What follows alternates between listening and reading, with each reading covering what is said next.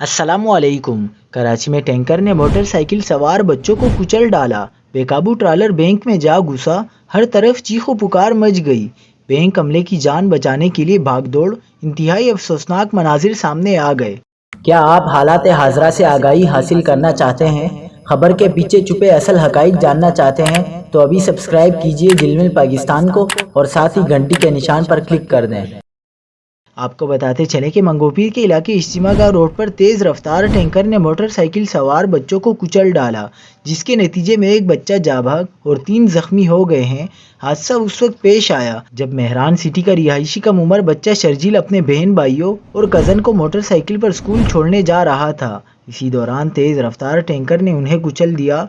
जाबाग बच्चे की शनाख्त हसन के नाम से हुई है, जबकि जख्मियों में फातिमा, अब्दुल्ला और शर्जील शामिल हैं। दूसरी जानिब नॉर्थ नाज़िमाबाद के इलाके कटी पहाड़ी के करीब एक तेज़ रफ्तार ट्रालर बेकाबू होकर निजी बैंक की इमारत में जा घुसा, जिसके नतीजे में ड्राइवर जाँ भाग हो गया। SHO शाहिद आदम के मुताबिक हादसा ट्रालर के ब्रेक फेल होने के बाइस पेश आया, जिसके बाद गाड़ी बेकाबू होकर निजी बैंक की इमारत के अंदर जा घुसी।